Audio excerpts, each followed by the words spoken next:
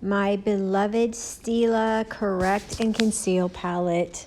I bought this 2 years ago. It was $45.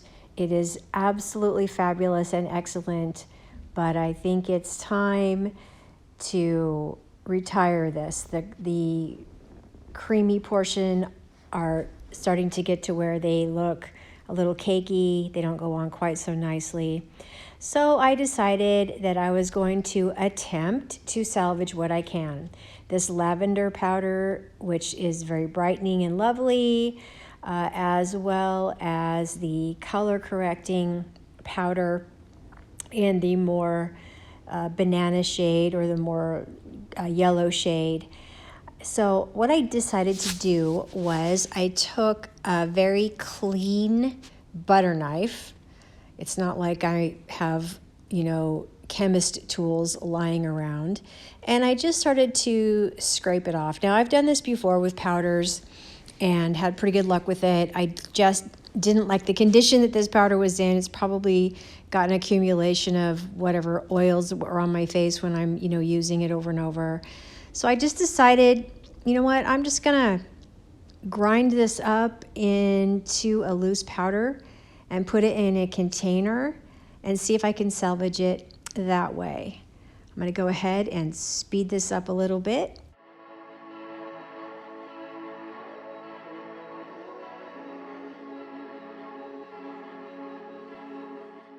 Some of the powder was getting into the cream stuff, so I put some saran wrap over the top of it, which is probably what I should have done in the beginning, but oh well.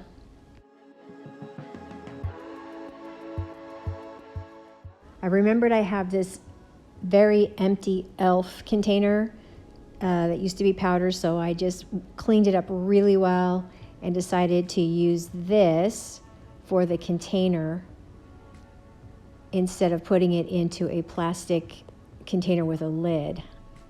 I thought that might be a good idea. Sorry about my camera work here. Is literally having to hold the camera while I work.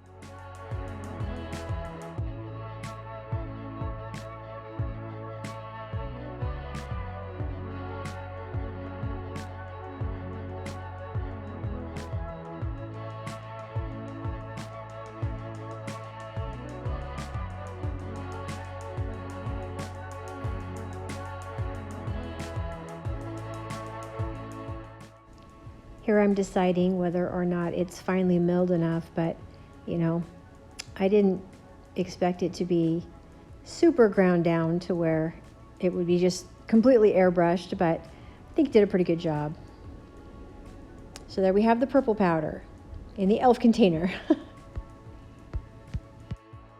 Moving on to the color correcting yellow powder. Obviously I did not use this one anywhere near as much as I used the lavender powder.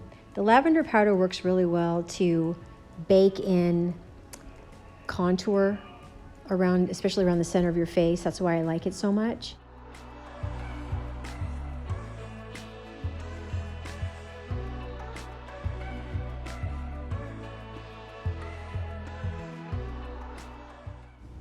This is kind of satisfying to watch, don't you think?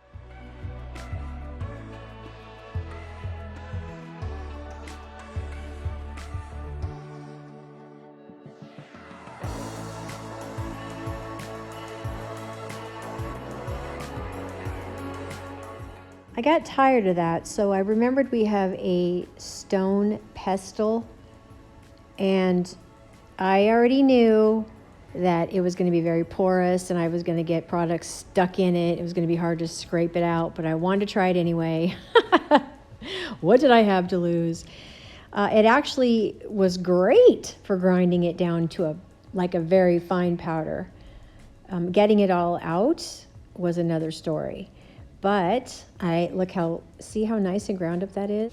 I mean, of course, I just beat it to death with a stone object, so what do you expect? And of course, this is the debris that I had to dig out. I used my mascara comb. It was the best thing I could come up with to get the rest out.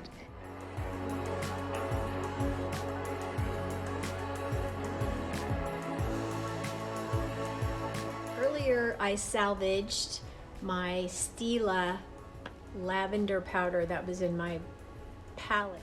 I scraped it and I turned it into a loose powder instead of a pressed powder because it was starting to just, I don't know what it does, it just kind of gets a little bit hard and it kind of turns a little funny color. So I scraped it out and I put it in this empty e.l.f. container.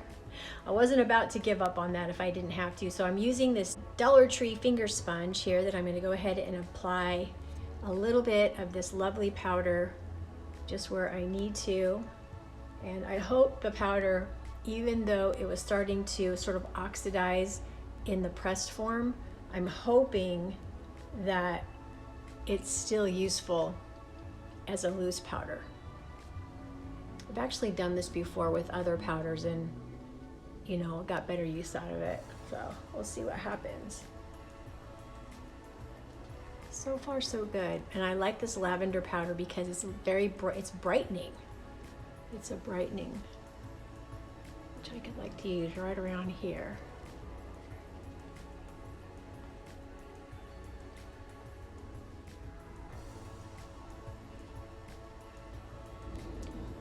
Okay, so far I am finding that is good. I'm not seeing it causing any creasing or any adversity under the eyes or anywhere else. Just taking away a little bit of that shine because I did use too much of my foundation today. Okay, I think that's good so far. We'll see how it goes. We'll see you next time. Thanks for stopping by.